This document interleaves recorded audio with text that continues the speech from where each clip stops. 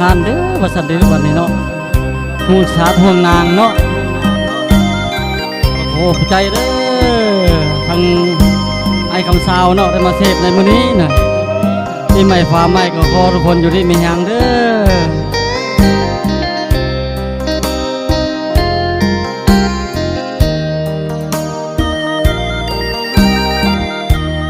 ยืนควันเพลินยืนเฮ็ดหน้า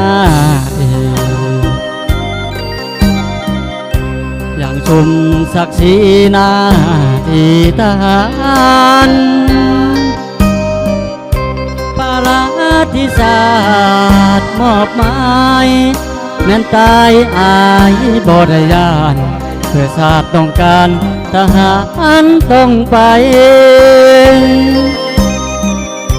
ดึกดื่นปานใดหัวใจกล้ากันฝนลมสนั่นหนาวสั่นทางกายอยู่ผู้สูงสันเพื่อไหลผ่านตุลากันดานหน้า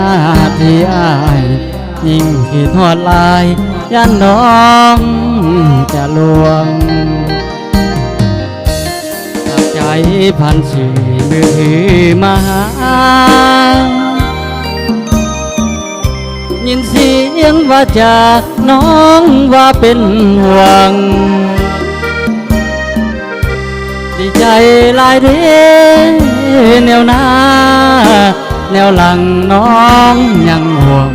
ยิ่งหักยิ่งห่วงห่วงศาสตร์ห่วงนางด้วยใจฟ้าเหน็บหนาวแสงดาวสว่างผู้พา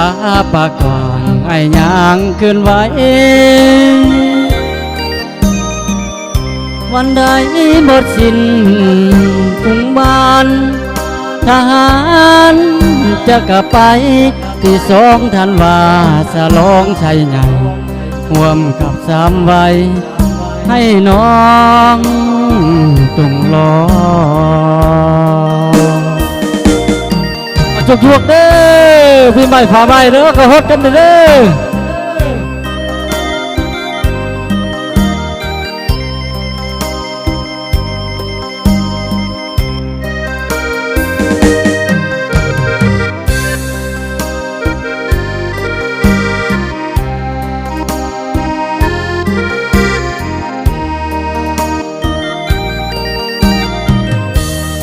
ไปผ่านสื่อมือถือมาหายินเสียงว่าจากน้องว่าเป็นห่วงดีใจหลายเด้แนวหน้าแนวหลังน้องยังห่วงยิ่งหักยิ่งห่วงห่วงศาสตร์ห่วงล้างด้วยใจขึ้นฟ้าเหน็บหนาวแสงดาวสว่างผู้พาปากกวางไอ้ยางขึ้นไว้วันใดหมดสิ้นทุ่งมานทหารจะกลับไป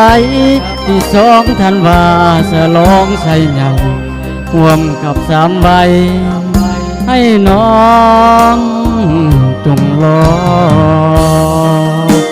โอ้โหภูมิใจเด้อทำผลงานเพลงเนาะห่วงศาสตร์ห่วงนางมาสันเด้อมื้อนี้ปีใหม่ฟ้าใหม่เนาะปีใหม่ลาวปีนี้2025ก็ขอทุกคนอยู่ดีมีแรงเด้อปราศจากโรคภัยไข้เจ็บเนาะขอขอบใจเด้อ